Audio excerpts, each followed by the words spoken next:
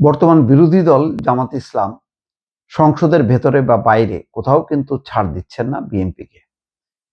যেমন রফিকুল ইসলাম জামাতের এমপি সংসদে বলেছেন, আওয়ামী স্টাইলে দেশ পরিচালনার লক্ষণ দেখা যাচ্ছে। এখন এর বিস্তারিত ব্যাখ্যা কি? তারা বলেছে যে শিক্ষা প্রতিষ্ঠানে দলীয়করণ করছে, দলীয় ভিসি দেওয়া হচ্ছে, প্রশাসনে, জেলা পরিষদে, সিটি কর্পোরেশনে, সব জায়গায়। একটা প্রশ্ন হলো যে রাজনৈতিক সরকার যখন আসে তখন সে প্রশাসনকে গোছানোর চেষ্টা করে। যেমন নির্বাচনটা হচ্ছে চট করে চাইলেই দেয়া যায় না, তার একটা প্রস্তুতির ব্যাপার থাকে। তাই অন্তর্বর্তী সময় সে তো তার প্রশাসক দেবে, যাদেরকে রেখে গেছে ইউনূস সরকার, তাদেরকে দিয়ে তো আর চালাবে না। কারণ তাদের মধ্যে যেমন স্বাস্থ্য বিভাগের কথা বলা হচ্ছে, মানে পট পরিবর্তনের পর 5ই আগস্ট পট পরিবর্তনের পর জামাত ইসলামী স্বাস্থ্য, শিক্ষা, গুরুত্বপূর্ণ আরো কিছু প্রতিষ্ঠানে তারা পুরোটা নিয়ন্ত্রণে নিয়ে নেয়। এই অভিযোগ কিন্তু 18 মাসে বহুবার বিএনপি করেছে। পাল্টাপাল্টি বক্তব্য এসছে যে কয়জন ডিসি বিএনপির, কয়জন ডিসি জামাতের, এসপি, পুলিশ, সব ক্ষেত্রে এই টানাপোড়েন কিন্তু চলেছে। তো এখন যারা সরকারে আসে, তো সরকার তো তার মতন করে সাজাবে। প্রশ্ন উঠতে পারে যে, যেটা যৌক্তিক, সেটা হলো যে এই যে ডিসি বা এসপি, ভিসি, প্রশাসক, এই নিয়োগের ক্ষেত্রে অযোগ্য লোকদেরকে প্রাধান্য দেওয়া হচ্ছে কিনা, বিতর্কিত লোকদেরকে দেওয়া হচ্ছে কিনা। এখন অযোগ্য বিতর্কিত কিভাবে বলা হবে? গত 15 বছরে বিএনপি চরমভাবে নিষ্পেষিত এবং নির্যাতিত ছিল।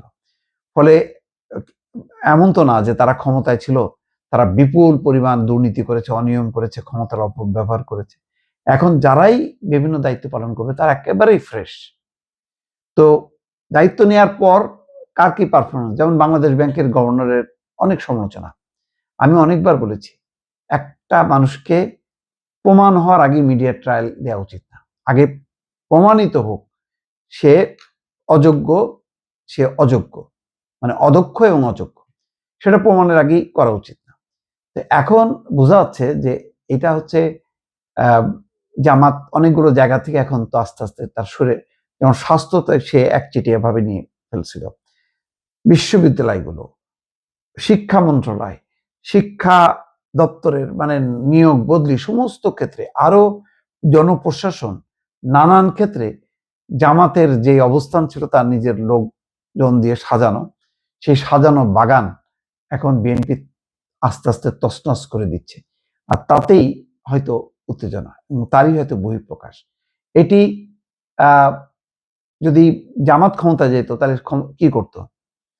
জামাত কি বিএনপি সমর্থিত লোকজনকে মানে প্রশ্রয় দিত বা অন্য কোনো দলে দিত না? সে তার লোক দিয়ে সাজানোর চেষ্টা করত। কিন্তু ওই বরাবরই যার লোকই হোক না কেন, সে যোগ্য কিনা, সে দক্ষ কিনা, এইটা নিয়ে বিতর্ক চলতে পারে। কিন্তু আওয়ামী স্টাইলে বলে যদি বিএনপিকে এখনই ঠেলে দেওয়া হয় তাহলে এটা ভুল হবে এই কারণে যে বিএনপি রাষ্ট্র পরিচালনার জন্য, সরকার পরিচালনার জন্য তার মতন করে প্রশাসন থেকে শুরু করে সকল স্তরে সে সাজাবে। আর সাজানোর পর যদি প্রমাণিত হয় যে অযোগ্যতা, দুর্নীতিবাজ বা অন্যান্য বিষয়, তখন সে প্রশ্নগুলো উঠলে তার একটা যৌক্তিকতা আছে। কিন্তু এখন গণহারে আওয়ামী স্টাইলে দেশ চালাচ্ছে, এইটা বলার আসলে যৌক্তিকতা আছে কিনা নিশ্চয়ই এটা জনগণ ভাববে।